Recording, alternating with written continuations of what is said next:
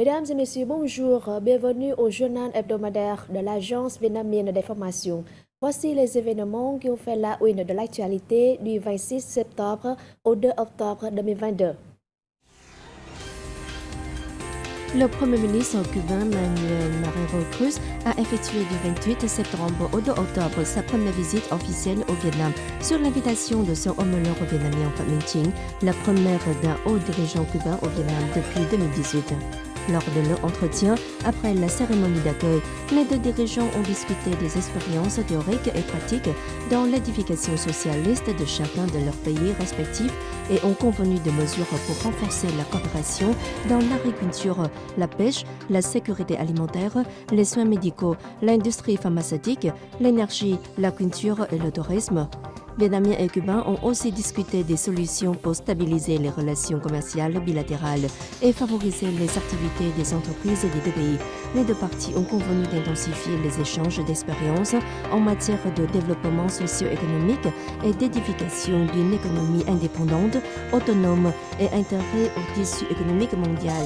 Concernant les questions régionales et internationales d'intérêt commun, les deux dirigeants ont convenu de se soutenir au sein des organisations internationales et des forums multilatéraux. Le Vietnam soutient la levée des embargos économiques et financiers unilatéraux contre Cuba. Les deux premiers ministres se sont entendus sur l'idée de régler les litiges maritimes par voie pacifique sur la base du respect du droit international, a fortiori la Charte de l'ONU et la Convention des Nations Unies sur les droits de la mer de 1982. Le chef du gouvernement vietnamien a également fait part à son hôte de la décision du Parti communiste et de l'État vietnamien d'accorder au peuple cubain 5 000 tonnes de riz. Après l'entretien, il a remis l'ordre Ho Chi Minh de l'État vietnamien au Premier ministre cubain. Les deux dirigeants ont ensuite assisté à la signature de 3 documents de coopération, à savoir le plan d'action de l'agenda économique Vietnam-Cuba, période 2023-2025, le mémorandum de coopération entre les ministères de l'agriculture des deux pays, le plan d'action de coopération entre les ministères de la santé vietnamien et cubain. Le même jour, le secrétaire général Nguyen Phu Trọng a reçu le Premier ministre cubain Manuel Marrero Cruz. Il a réitéré le soutien immuable du Parti communiste et du peuple vietnamien à Cuba et proposé de stimuler tous les liens de communication et les accords de coopération conclus entre les deux pays. Pour sa part, le Premier ministre Manuel Marrero Cruz a déclaré que les leçons tirées de la mise en œuvre du renouveau du Vietnam constituent une référence importante pour Cuba. Le chef du gouvernement cubain a expliqué le nouveau modèle de croissance appliqué à Cuba, conformément à la résolution du 8e Congrès national du Parti communiste cubain. Le président Nguyễn Xuân Phúc a eu une entrevue avec le Premier ministre cubain Manuel Marrero Cruz. Il a souligné que, dans le contexte des développements internationaux compliqués, le Vietnam accompagnera toujours Cuba dans la construction et le développement nationaux. De son côté, le Premier ministre cubain a affirmé que Cuba attache toujours de l'importance et souhaite approfondir davantage l'amitié traditionnelle spéciale et la coopération intégrale avec le pays frère Vietnam. Les deux dirigeants ont convenu d'intensifier la coopération économique, commerciale et d'investissement à la hauteur des bonnes relations politiques bilatérales, en mettant l'accent sur le renforcement de la coopération dans l'agriculture, la santé, la finance, la banque, la science et la technologie. Dans l'après-midi, le président de l'Assemblée nationale, Vương Đình Huệ, a rencontré le Premier ministre cubain Manuel Marrero Cruz. Le dirigeant vietnamien a affirmé que l'Assemblée nationale et le peuple vietnamien soutiennent la cause révolutionnaire du peuple cubain et souhaitent développer l'amitié, la solidarité et la coopération spéciale avec Cuba. Le président Nguyễn Xuân Phúc, au nom des dirigeants du Parti de l'État et du peuple vietnamien, a assisté le 27 septembre à Tokyo aux funérailles nationales de l'ancien Premier ministre japonais Abe Shinzo.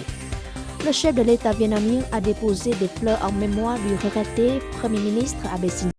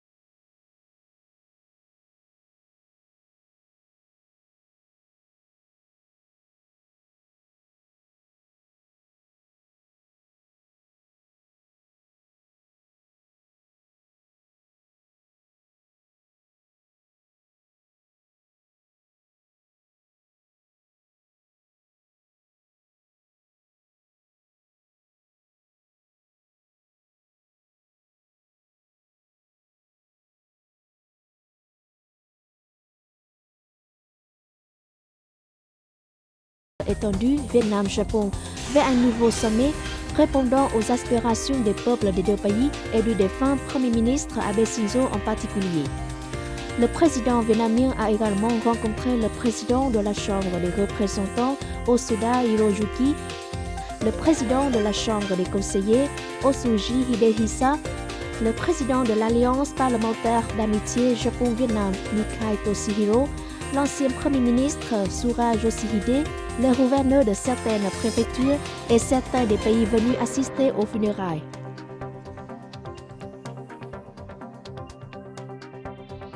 Le président de l'Assemblée nationale du Vietnam, Vương Đình Huệ, a reçu le 28 septembre à Hanoï le général Siksuc Sinpay, premier vice-président du Sénat thaïlandais, en visite au Vietnam. Il a déclaré que la visite de la délégation du Sénat thaïlandais contribuera à renforcer les relations entre les deux assemblées nationales, à promouvoir le partenariat stratégique renforcé dont les deux pays célébreront le 10e anniversaire l'an prochain. Le président de l'Assemblée nationale a exhorté les deux parties à signer aussi rapidement possible le programme d'action pour mettre en œuvre le partenariat stratégique renforcé pour la période 2021-2025.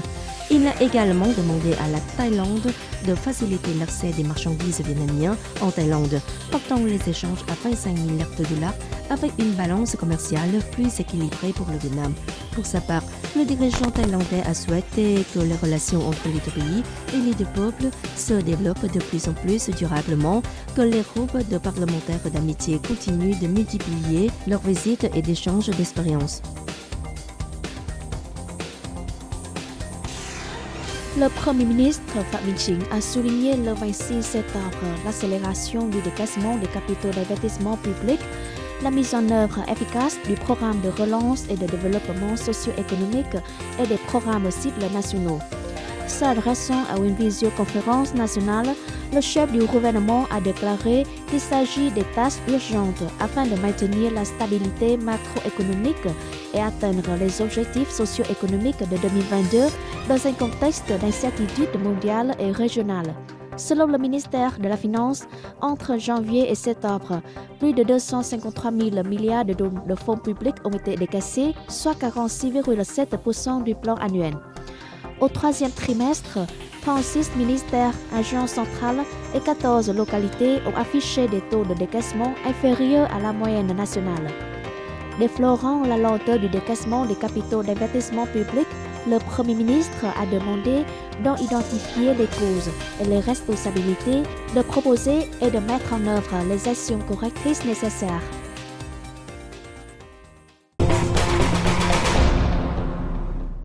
Selon les chiffres publiés le 29 septembre par l'Office général des statistiques, le produit intérieur brut vietnamien a augmenté de 13,67% au troisième trimestre et de 8,83% durant les 9 derniers mois, soit sa hausse la plus importante en glissement annuel pour la période 2011-2022. Selon les chiffres publiés le 29 septembre par l'Office général des statistiques, le produit intérieur brut vietnamien a augmenté de 13,67% au troisième trimestre et de 8,83% durant les 9 derniers mois, soit sa hausse la plus importante en glissement annuel pour la période 2011-2022. C'est le secteur des services qui a connu la plus forte hausse avec 10,6%.